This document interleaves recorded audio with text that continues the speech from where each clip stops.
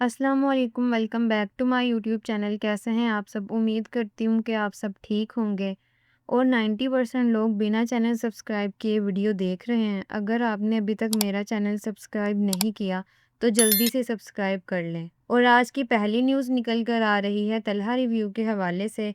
अभी जो तलहा रिव्यू पर स्कैम के इल्ज़ाम लगे थे, उन सब का उन्होंने जवाब दिया। उस वीडियो का एक छोटा सा पार्ट आपको दिखाती हूँ। देखिए, मेरा कंट्रोवर्सी के बाद मैंने एक नया स्टूडियो बनाया दैट वाज वेरी अमेजिंग। हर किसी को बहुत पसंद आया और उस पे वो 50 लाख रुपए लगाए थे मैंने शेखुपुरा के अंदर। अब हुआ क्या कि मेरा जो दोस्त था या जो मेरा पालतू था, अब इस बंदे ने कहा जी हमने एजेंसी डालनी है। वहाँ पे हमारा प्लान था पहले शेखुपुरा में एजेंसी डालने का, वहाँ पे हम नहीं बना पाए, वहाँ पे हमें टीम नहीं मिले। इन्होंने कहा जी लाहौर चलते हैं। मैंने कहा यहाँ पे ऑफिस डाला है तो ये मेरे लिए मुश्किल है लाहौर मूव होना। तो सबसे पहला ऑफिस हमने लिया लाहौर गार्डन टाउन में, ठीक है। वहाँ पे इन लोगों ने हायरिंग वगैरह और सारी चीज़ें स्टार्ट की। ये लोग इन्होंने सारा काम स्टार्ट किया। अब उसके बाद ये चीज़ जो है वो 6 महीने चलती रही उसी गार्डन टाउन वाले ऑफिस में। अब वो थोड़ा सा ना एरिया ऐसा था कि लोगों को लगता था वहाँ पे बहुत सारे कॉल सेंटर्स थे, तो यहाँ पे कोई स्कैम होता है। इन्होंने कहा जी आप लोकेशन चेंज करवा दें, हम जो है इंशाल्लाह बिजनेस को उड़ा के ले जाएंगे और पता नहीं क्या क्या कर देंगे। मैंने कहा ओके, क्योंकि मैं बैकएंड पे एज ए इन्वेस्टर और मार्केटर था, ठीक है। सारा कुछ मैनेज करने वाला रज़ा को दिया हुआ था मैंने, और उसके बाद उसके नीचे जो था वो इब्रार नाम का बंदा था जो कि हमारा मैनेजर था, ठीक है। मैं चाहता था कि यार मेरा टाइम ना वेस्ट हो, मैं आगे ही ज़िंदगी में बड़ा पीछे चला गया, मेरा नुकसान हो गया, टाइम ज़ाया हुआ। हालांकि तुम लोग जो डॉक्यूमेंट उठा के ले गए थे, ये जो सीसीटीवी में दोबारा इब्रार की डाल रहा हूँ, ये जो डॉक्यूमेंट्स उठा के लेके जा रहा है और जो तुम लोगों ने गूगल शीट्स क्लियर कर दी थी, उनमें 2 मिलियन मतलब के 20 लाख रुपए क्लाइंटों से लेने वाले रहते थे जो कि सर्विस चार्जेस थे, ठीक है, जो कि आने थे। ਉਹ ਪੈਸੇ ਵੀ ਤੁਸੀਂ ਲੈ ਗਏ और ਤੁਹਾਡੀ ਤੇ ਸਾਰੀ ਰੋਜ਼ੀ ਰੋਟੀ ਮੇਰੇ ਸਿਰ ਤੇ ਚੱਲਦੀ ਪਈ ਹੈ। सारे के सारे मेरे एक्टिव क्लाइंट्स उठा के ले गए और सारे मामलत कर दिए तुम लोगों ने। ਤੁਹਾਨੂੰ फिर भी शर्म नहीं आती भी। अब इनके दिमाग में सिर्फ एक ही चीज़ चल रही थी, इसने ना स्टाफ के साथ एग्रीमेंट किया ना इसने वो इब्रार के साथ किया। इसके दिमाग में सिर्फ एक ही चीज़ चल रही थी कि इन्होंने ये सारा बिजनेस मेरे से छीन के साइड पे हो जाना, और इन्होंने किया। जब मैंने हिसाब मांगा, रज़ा नहीं आया, उसके बाद 5 दिन ऑफिस नहीं आया, ना उसने मेरे से कांटेक्ट किया, मैंने भी उसको ओपन छोड़ दिया। और इसके अलावा तला रिव्यू ने रजब भट्ट और नदीम नानी वाले को भी जवाब दिया, जो कह रहे थे कि तलहा रिव्यू ने 7 से 8 करोड़ का स्कैम किया था। मेरे पे स्कैम का इल्ज़ाम लगा दिया है। मेरा भरा मेरी गल सुन, पहली गल तो ये भी कि अगर किसी का निजी मामला बाहर आ जाता है, मैं आप सबको भी ये बात बोलता हूँ कि वो एक्सपोज या स्कैम नहीं होता। स्कैम होता है फाइनेंशियल, आपने किसी के पैसे खाए हों। तो अपने प्यो दा है ना, ते तू 200 ਜਿਹੜੇ ਤੂੰ कहना ਪਿਆ कि मेरे पास एग्रीमेंट्स आ गए ये वो, तू खाली 200 एग्रीमेंट ही साबित कर देना यार, मैं तेनू मान जाऊंगा। उसके बाद फिर तुमने कहा जी 7 से 8 करोड़ रुपए लेके भाग गया। लोगों ने आपको अपना इन्वेस्टमेंट का पैसा दिया इसी भरोसे पे कि आप उनको शॉपिफाई, ई कॉमर्स हर चीज सिखाएंगे, जबकि ऐसा आपने कुछ भी नहीं किया। आप उनका मिनिमम से मिनिमम 8 से 9 करोड़ रुपए लेके फरार हो गए। अच्छा ठीक है, समझ गया। मेरा भरा 7-8 करोड़ है, जो तू 4 करोड़ ही साबित कर देना, ते मैं पूरे इंटरनेट ते मैं हर बंदे से माफी मांगूंगा और ये अपने सारे सोशल मीडिया डिलीट करके ना मैं चला जाऊंगा। लेकिन अगर तेरे को ये साबित ना आया तो अपने आईडी कार्ड पे जाके पट्टी लगवा ली। इस पर मुनीब की मीम ने भी तलहा रिव्यू के रिप्लाई में रिएक्ट किया, जिसमें उन्होंने कहा कि जितने भी इल्ज़ाम लगे थे उनमें से सिर्फ 2 से 3 बातों का जवाब दिया, बाकी चीज़ों पर बात नहीं की। जो है रज़ा ने इसके साथ स्कैम किया था घड़ियों वाले मामले में, तो वो कन्विंसिंग है। वहाँ पे मैं बोल सकता हूँ कि हाँ हो सकता है ये सच बोल रहा है वहाँ पे, क्योंकि जिस तरीके से इसने सारी चीज़ें एक्सप्लेन की हैं कि इस तरह हुआ था, वो काफ़ी कन्विंसिंग चीज़ है। उसके बाद फिर आ जाता है कि रज़ा ने, उसके बाद फिर एक और बात आ जाती है कि प्रेगनेंसी वाली बात, कि इसने एक लड़की को प्रेग्नेंट किया था और उसके बाद फिर जब वो आई रज़ा के पास और उसने बताया कि ये सीन हुआ है, तो फिर इसने लड़की से कहा कि हाँ जा बता दे। क्या बताएगी कि मैं रज़ा के साथ तला के साथ ये करके आई हूँ वो करके आई हूँ, किसको बताएगी क्या करेगी, और वो लड़की को इतना पता नहीं था सोशल मीडिया के बारे में। तो ये सब चीज़ें जो है इसने यहाँ पे क्लियर नहीं की है, ना इसका जिक्र छेड़ा है यहाँ पे। तो देखो, जिक्र ना करने से ये नहीं होता कि वो बात रद्द हो जाती है, वहाँ पे अभी भी वो बात रह जाती है कि आपका ये जो ठरकपना आप लेके चल रहे हो वो लोगों को अब और नजर आ गई, क्योंकि आपने उस चीज़ की बात ही नहीं की। और ये आपकी पर्सनल लाइफ नहीं है, ये किसी के साथ आप नाइंसाफी कर रहे हो। पर्सनल लाइफ आपकी वो है जो आपकी वो वीडियोस थी, उस पर मैं कुछ नहीं बोलूंगा, ये आपकी पर्सनल बात नहीं है, ये किसी की जिंदगी खराब कर रहे हो आप, और इस चीज पे तो आपकी पकड़ होना बनती है। सिर्फ कह लो अपनी अगर आप पे 10 इल्जाम लगे ना, फॉर एग्जाम्पल आप पे अगर 10 इल्जाम लगे तो उसमें से 2 क्लियर किया, ठीक है। तो मेरे लिए ये वीडियो इतनी कन्विंसिंग नहीं है। मैं अभी भी कहूंगा कि तला अगर चलो 1-2 मामलों में ठीक है, तो 8 मामलात में गलत है। तो हम उन 8 मामलात पे भी आपसे अभी पूछेंगे कि भाई इसके बारे में आप क्या कहोगे, जो कि आप कह रहे हो कि मैं कभी नहीं कहूंगा कुछ। देखो, विक्टिम आप यहाँ पे हो, और आप विक्टिम हो पर्सनल चीजें लीक होने का। जैसे कि बात चल रही है रजब रजब भट्ट की। जैसे कि मैंने अपनी पहली वीडियो में बताया था कि लारेब मलिक ने चैट लीक की थी जिसमें रजब भट्ट ने बिग फैन मैम लिखा हुआ था, तो फाइनली रजब भट्ट ने इसका जवाब दिया। सार्केस्टिक वे में कहा था बिग फैन मैम, अदरवाइज क्या है फैन वाला।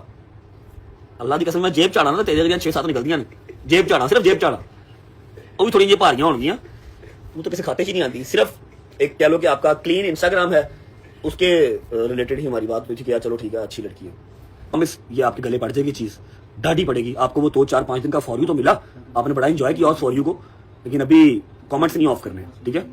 बेहतरीन सी कटिंग आपकी होगी टिकटॉक पे, वो आपने देखनी है, मजा आएगा आपको इंशाल्लाह, ठीक है। लेकिन मैं फिर कह रहा हूँ कि मेरे पास ऐसी ऐसी चीजें लोगों ने भेजी आपके 3-4 साल पुराने करियर की, जिन्होंने कहा भाई हम जानते हैं ये कैसी है, ये ऐसे ही करती है, ये पकड़े ये पकड़े ये पकड़े, इसने इसका टिकटॉक छुड़ाया, इसने इसका बीगो छुड़ाया। लेकिन मैं यहाँ पर कोई ऐसी चीज़ नहीं रख रहा, क्योंकि कभी हमारी कोई ऐसी डिसरिस्पेक्ट वाली बात हुई नहीं, हमारी रिस्पेक्टेड वे में ही हमेशा बात हुई है, मैं उसको रिस्पेक्टेड वे में ही रख रहा हूँ और रिस्पेक्टेड वे में ही खत्म कर रहा हूँ। मैं तो कुछ गलत किया ही नहीं, मैंने आपको किसी गलत नीयत से मैसेज नहीं किया, और साथ मेरे इतने ही बुरे दिन आ गए, मैं आपको करूँगा गलत नीयत से मैसेज। जो बात है, look at yourself, you are not my type, I swear, I swear, interest ही नहीं है। चिकन खाते नहीं है, बीफ के शदाई हैं हम तो, समझे। आप प्लीज आके एक बार जो है ना बताइएगा जरूर कि हमारी पहले बात हुई थी या नहीं थी। खुश रहें, अपना काम करें, आपको जो फॉर यू मिल गया है वो आपके नसीब का था, आपको मिल गया। लेकिन सलमान ने भेजा, एक मिनट यार, ये सलमान ने भेजा, ये देखें जी, यही है जी लारेब मलिक, मैसेज किया खुद, मैच डन समझूं, आगे फिर आया हा डन, बस टिकटॉक सही चलना चाहिए। ये लारेब मलिक सलमान को मैसेज किया हुआ, ठीक है, ये मनु एक्सपोज करेंगे। उसके बाद अगला देखें, बस ठीक है बट साहब ये रहने दो। सलमान ने मैसेज किया कंग्रेट फॉर न्यू कार, आ गया थैंक्स सलमान। नहीं ऐसे कैसे रहने दो, बस ठीक है, अब जितना वो आपका ये नहीं, एक मिनट यार, आपका ये है, मेरा नहीं है, लेकिन मेरी बात लेवल नहीं है ना, मेरा नहीं है, खैर मैं नूरा आईना बहालन दे, ये अफशी मलिक उसकी बहन है जो सलमान के साथ स्ट्रीकें की चल रही है। और मैं फिर कह रहा हूँ कोई गलत बात नहीं है, कंटेंट क्रिएटर्स आपस में टच में होते हैं, लेकिन ये जो चवल आपने मारी ना, इसका जवाब जरूरी था, क्योंकि आपको पता था कि यार लोग तो पहले ही मेरी बारे में नेगेटिव चीज ढूंढते हैं। आपने अपनी तरह से क्वीन एक्ट किया, वो आपके पल्ले पड़ गया। इस सलमान को आप मैसेज करती रही हैं और मेरे साथ आप एक्सपोज खेल रही हैं, गलत बात है, कोई बात नहीं, अल्लाह पाक आपको खुश रखे, मजीद कामयाबी दे, हम कुछ नहीं कह रहे। इसके बाद लारेब मलिक ने भी रजब भट्ट को रिप्लाई दिया। थी लेकिन मैं बात कर रही हूँ क्योंकि रजब भाई को मेरी बात बहुत बुरी लग गई है। जहाँ तक बात रही बात की कि मेरी उनसे बात होती थी, तो देखें भाई, मैं हम्बल हूँ, डाउन टू अर्थ हूँ, लेकिन बगैरत नहीं हूँ। स्टैंडर्ड इतना कम नहीं हुआ मेरा जो मैं उनसे बात करती। मर्दों से एक सवाल है, अगर आपकी बीवी इस तरह किसी को मैसेज करे, ठीक है, पहले एक हार्ट भेज रही है, तब भेज रही है जब उसका निकाह हो चुका है 2024 में, ठीक है, 2026 में फिर आपको मैसेज कर रही है, आपको बुरा नहीं लगेगा? लगेगा ना बुरा। अपनी बीवी को तो अलाउ नहीं करोगे, लेकिन कोई मर्द कर रहा है तो वो कर सकता है क्योंकि वो मर्द है। आपकी बातों से, आपके वे ऑफ टॉक से साफ लग रहा है कि आपके पास कुछ भी नहीं है, आपको कुछ भी नहीं पता है, ना आपके पास कोई प्रूफ है, आपके पास कुछ भी नहीं है, आप बस बातें कर सकते हैं, आवाम को इधर उधर लगा सकते हैं। हम आवाम है ना, हम सबको गालियां दी जा रही हैं और हमने बहुत आराम से सुनी है, और हम सपोर्ट भी करेंगे क्योंकि वो तो हमारे बाप हैं और वो हमें खाने को देते हैं। एक दिन एक गाड़ी लेके अगला पूरा हफ्ता उस पे व्लॉगिंग नहीं कर सकती, मुझसे शो ऑफ नहीं होती। आपका तो खानदान पलता ही इस चीज पे है, मेरा ऐसा कोई सिस्टम नहीं है। मैं तो कल से ये सोच रही थी आप पता नहीं क्या बताने वाले हैं, लेकिन आज तक आपने ये कहानी ढूंढी है। मैं अपने दोस्त को भी कॉल करती हूँ, ठीक है, मैं उसको बोलती हूँ जी तुम ये कहानी कर दो, उसने कर देना है। भाई आपके घर कोई वॉशरूम में जाता है, आप व्लॉग बना देते हैं, मैंने एक पोस्ट लगा दी तो क्या मसला हो गया? इन्फॉर्मेशन मेरे बारे में निकाल के सारी फेक है यार, आपको क्यों नहीं पता? सोसाइटी में छोटे से घर की बात कर रहे हैं, आपको पता है गीगा के पास जो सोसाइटी है वो DHA फेज 2 है इस्लामाबाद का, और वो छोटी सोसाइटी नहीं है। दूसरी बात ये कि मेरी 3 घर है, मेरा एक घर नहीं है, मेरी 2 बहनें नहीं है, और मेरे पापा वापटा में होते हैं, मेरे पापा तो वापटा में नहीं होते। आपने किसी गलत लड़के की इन्फॉर्मेशन निकाली है, असल में आपको नाम में मसला हो रहा है ना, आपने मुझे मैसेज कर दिया लेकिन आपको पता नहीं है क्या हो रहा है ना, आपने मुझे मैसेज कर दिया लेकिन आपको पता नहीं है कि मैं लाइबा हूँ या मैं लारेब हूँ। और अगर आपको मैसेज करना था ना, मैसेज करने का प्रोफेशनल वे होता है, जब आप किसी को पिच करते हो ना किसी कैंपेन के लिए, तो इस तरह से मैसेज नहीं किए जाते। अगर मुझे फेम ही चाहिए होता ना, मैं जब से ये बात हुई है उसके बाद 5-6 पॉडकास्ट कर चुकी होती। मेरे लिए तो यही बहुत बड़ी बदनसीबी है कि मैं अगर वायरल भी हुई हूँ तो वो आपके साथ मेरी तस्वीर हर पोस्ट पे आती है जो बड़ी जहर लग रही है। 5 मेरे जैसे खरीदेंगे, मेरी जो 1 महीने की इनकम है ना बेटा जी, वो आप पूरे साल में भी नहीं बनाते होंगे, ठीक है, ये देख लें, मैं साथ लगा रही हूँ। सल्यूट टू ईमान जैसी लड़कियां जो आप जैसे मर्दों के साथ इतनी जिंदगी भी गुजार लेती हैं। अगर आप लोगों को लगता है कि मैंने फेम के चक्कर में किया, आप सब मुझे अनफॉलो कर दें, मुझे कोई प्रॉब्लम नहीं है। सिर्फ मेरे DM में नहीं है, आप तो बहुत लोगों के DM में होंगे, उनको क्योंकि आपका फेम ऑरा लगता है, लेकिन ये ऑरा नहीं है, ये तो मुझे कोई जानता नहीं था, आप मेरे डीएम में मच्छर मारने आए थे, इसीलिए आपने मुझे कैंपेन के लिए पिच किया था। मेरा हर महीने सोशल मीडिया पे 1 लाख रुपया जाता है, ये मेरा वेरीफाइड बैज नीचे देख लें।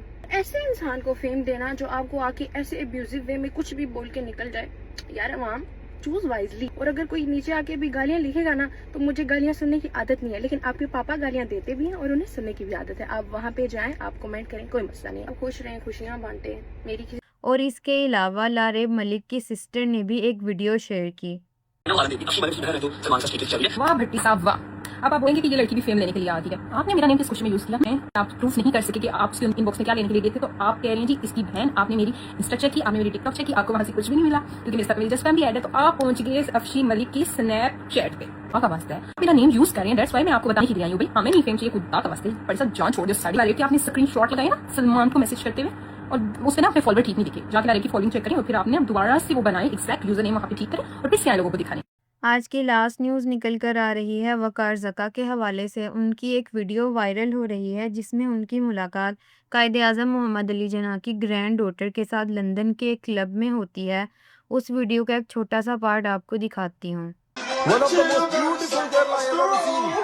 I'm like, hey, what's up, hello? Since your pretty ass soon as you came in the door. One of the most beautiful girl I have ever seen. Ella is the best. Thank you to Jinnah for giving me Ella. आज तक के लिए इतना ही। मिलते हैं इंशाल्लाह हम अपनी अगली वीडियो के साथ। तब तक के लिए अल्लाह हाफिज़।